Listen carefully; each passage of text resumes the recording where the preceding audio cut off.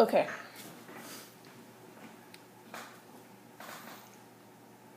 So this is Jack Leland Davis.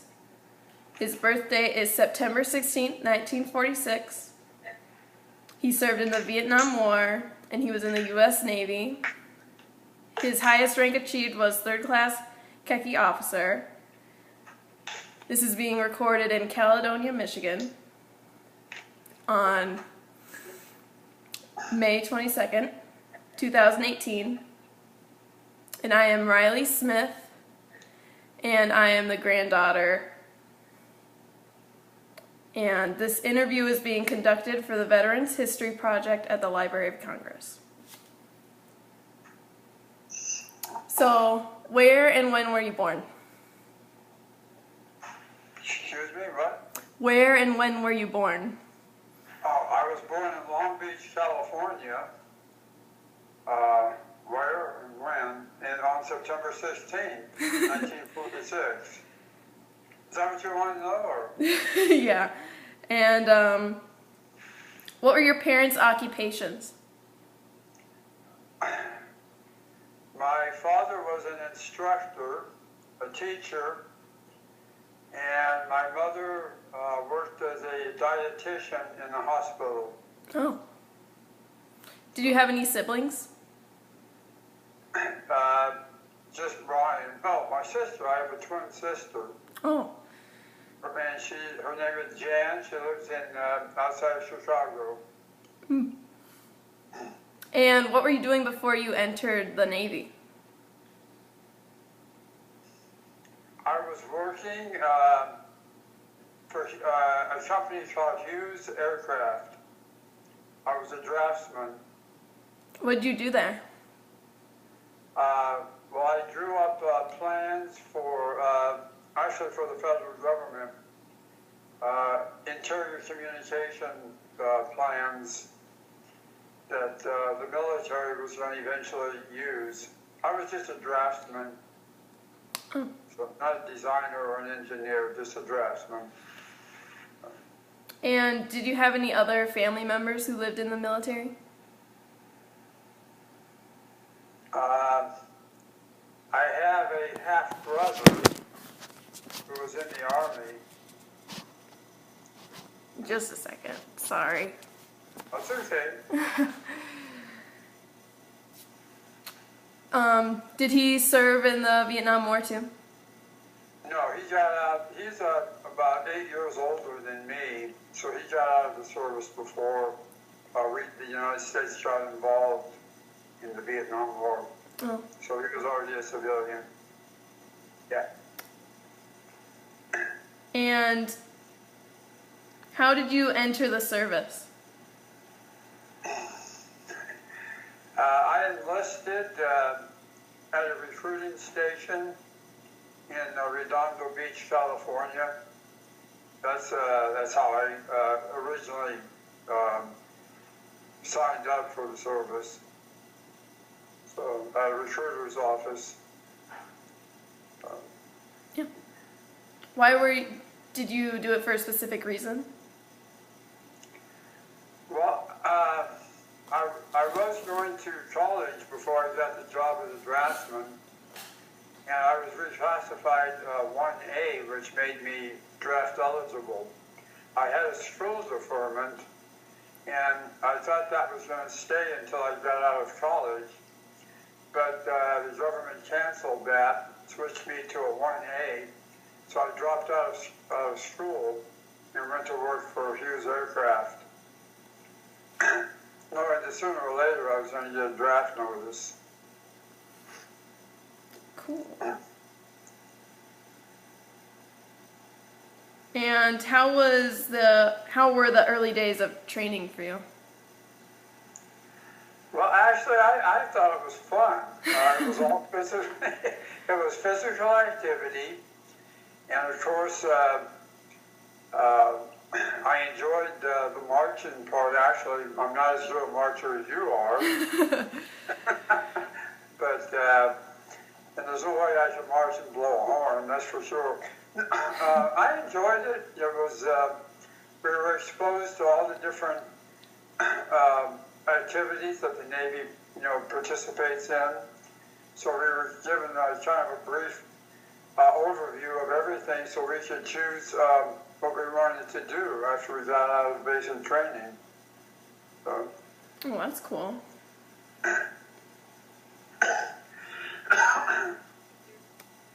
And did you have any specialized training? Mostly on weapons, machine guns, small arms, and general maintenance of those weapons was basically my training. Yeah, that was really about it. Were you good at it? I guess so, because when I went to Vietnam, I was what they call a bow gunner on a patrol boat, and I kind of earned that position. So yeah, I assume I was good at it. Yeah.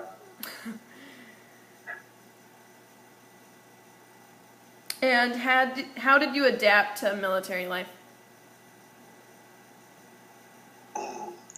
Well, like I said, I enjoyed basic training. I made friends. I tried not to isolate myself.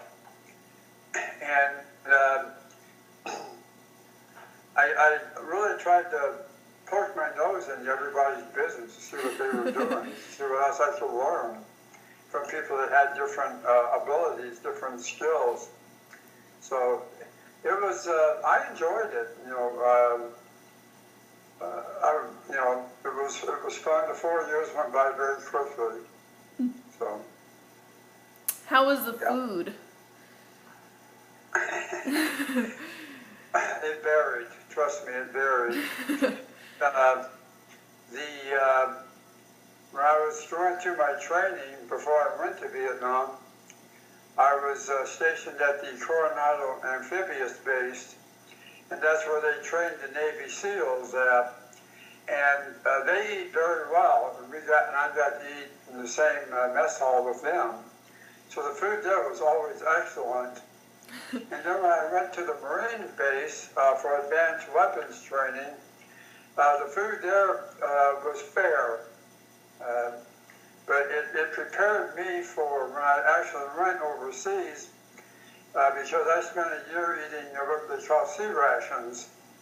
And that's food that comes in boxes, and you have to open a can and heat it up and whatever. So, but that was good also. I didn't have a problem with it. But yeah, food overall I thought was good. Well, that's good. And where did you serve? Where did I serve? Yeah. Well, as I said,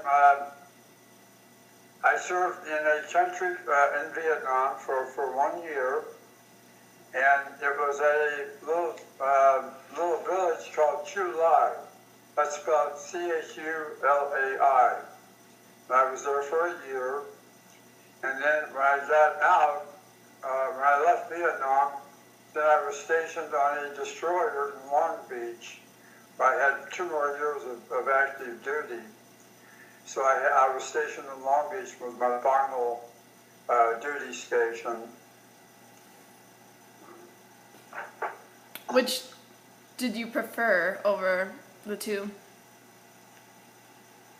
Well, considering, let me take that back. I really, it was strange being stationed in Long Beach because that was basically my hometown. I wasn't stationed in a foreign country. I wasn't stationed on the East Coast or anything like that.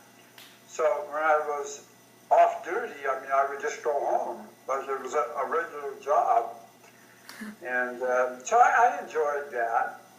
But I have to admit the base where I was stationed at in Vietnam was, it was nice. It was very secure. We didn't have a whole lot of problems there. So, but overall, I would have to say Long Beach would have been, the best. Yeah. And Can you give any details of the trip abroad? The trip of what? Like your trip to Vietnam? Well, I served on a 24-foot patrol boat. I was a bow gunner, which means I manned a 50 caliber machine gun. Our crew consisted of 4 Navy persons and 1 Vietnamese interpreter, because we would have to speak to the Vietnamese that were. We would patrol the waters looking for contraband, for anything that was illegal. And of course, we had an interpreter who could speak for us to the Vietnamese people. And that was a job that was 24 hours a day. We did that. We would go out on 24-hour shifts, and then we would come in and we would be off for 24 hours, and which we could rest and do whatever. But that was pretty much what we did over there. I know that some of this is something you've never heard of, but in February of 1968, while I was there was what they called the Tet Offensive, T-E-T offensive, and that was a major push by the North Vietnamese Viet Cong, and there was a lot of fighting going on during that time, and we got involved in some of that. So I made it home. 7 of my buddies did not. So that was that.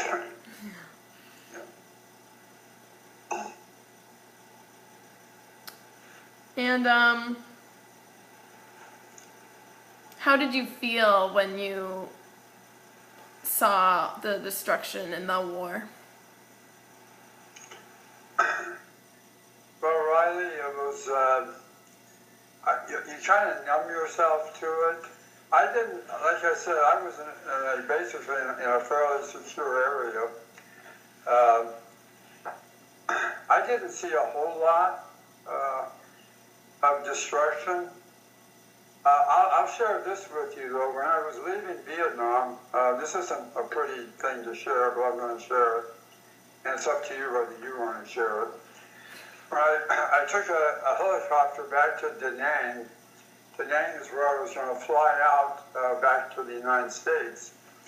When I got out of the helicopter and I was walking to the airport terminal, I looked around me and I was in a sea of green. And I stopped and looked. Well, this sea of green happened to be caskets of sailors and soldiers who were also going home. There was about 30 of them. But they were going home deceased. I was going home alive. And I never forgot that. So and that probably really hit me the hardest then. So I still think about that.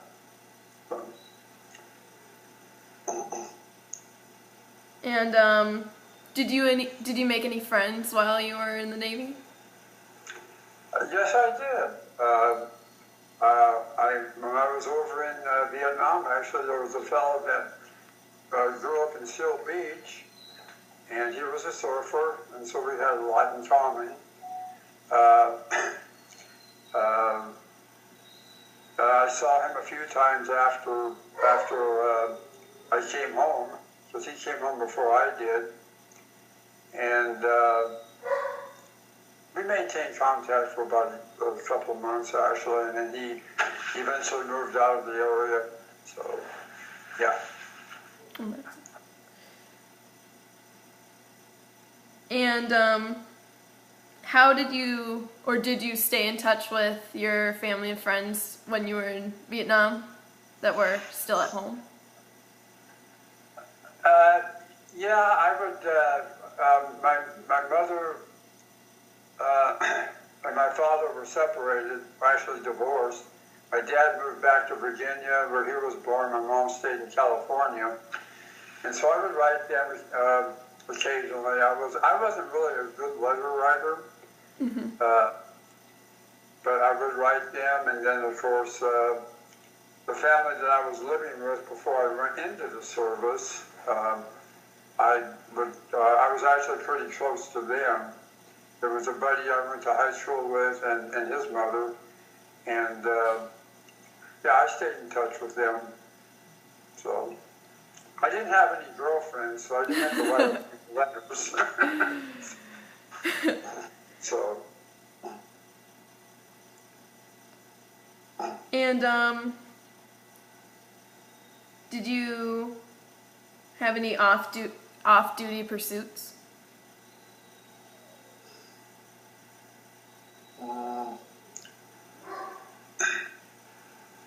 No, I don't think so. I just pretty much just focused on just being the best I could be while I was in the service. Yeah. And where were you when the Vietnam War ended? See, that was what, 1972, I believe, but when, was it Nixon? Said that if he was nominated president, he would put an end to it. I was living in Southern California. I was single. I was out of the service.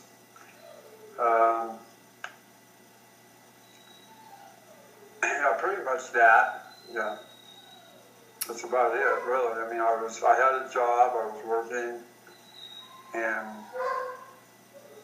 I felt good to hear that it was over. Mm-hmm. Yeah. And how did you return home, and when? Well, you know, when I came back from Vietnam, I was put on a ship that was based in Long Beach. I think you know a little bit about that story. Yeah. And so I was stationed in Long Beach when I was discharged from the service. Does that answer your question? Well, I'm not sure if it does. Yeah. And and how were you brought back into society after the war ended? Were you received well, or? Well, that's another heartbreaker in a way. You know, the Vietnam War was what they called the Unpopular War. Mm-hmm.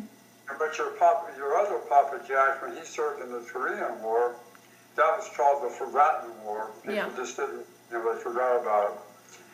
And when I flew back into Vietnam, into Northern California, there were protesters out there protesting the Vietnam War. And I remember someone yelling out as we were getting off the plane, they yelled, "How many babies did you kill?"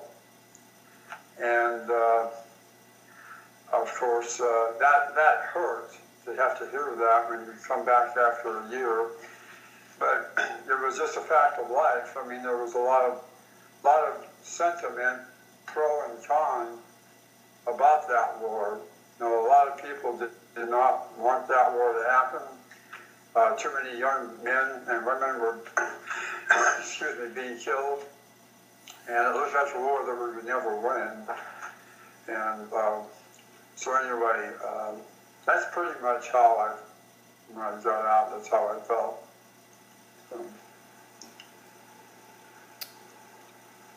And how did you readjust to civilian life? I didn't have a problem with it. I think because, like I said, my last port was in Long Beach, and so I could go home on my days off. So I pretty much had that civilian mindset. I wasn't, 24/7 on a military base. So I didn't really have a problem. My first thing when I got out was to find a job and just get my independence back. And so I didn't really have a problem So I'm good with it. Was it easy for you to find a job? No, it wasn't. I was, I, I went to, somebody told me, they said, well, Jack, go back to school first. Try, use your GI Bill, get your education, and, and find a good job that you can work part-time. Well, I kind of did it the opposite. I found a full-time job and went to school part-time, which, excuse me, which was fine. I worked for a couple of different water departments. I enjoyed that work, so it was because it was physical. I liked it. And I started taking night classes. So I kept busy doing that. So there was, everything went fine. And did you keep contact with other veterans through the years? I have not. I'm sad to say that outside of my friend that lived in Seal Beach, who I lost contact with, no, I really haven't. I really haven't. Is there a reason to that? No, I don't think so, Riley. I think a lot of us, when we got out, we just had that attitude of just, because nobody really that I knew personally lived in or around California. And I think that was the main reason that I didn't maintain contact. I do belong to an association, the Frankie Evans Association, which are the men that served on the ship that I was on, the one that was sunk. And so we do occasionally see each other when they have reunions, but I haven't been to a reunion for a while. Well, it's been about 2 years. And of course, time takes its toll on, men. Some of them aren't around anymore. So anyway, so that's kind of my reasons. And how did your wartime experiences affect you?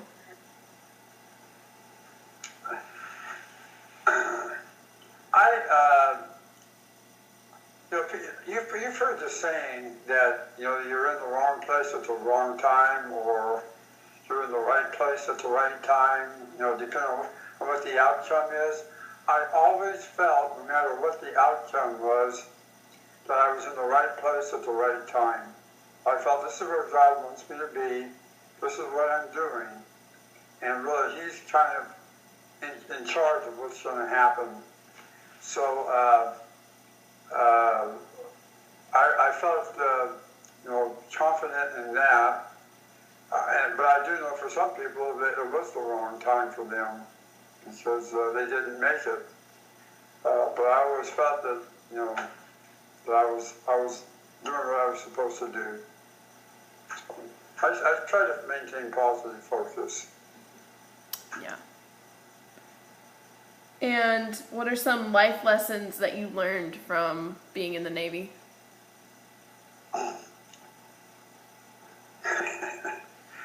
Don't mess around with the foreign girls.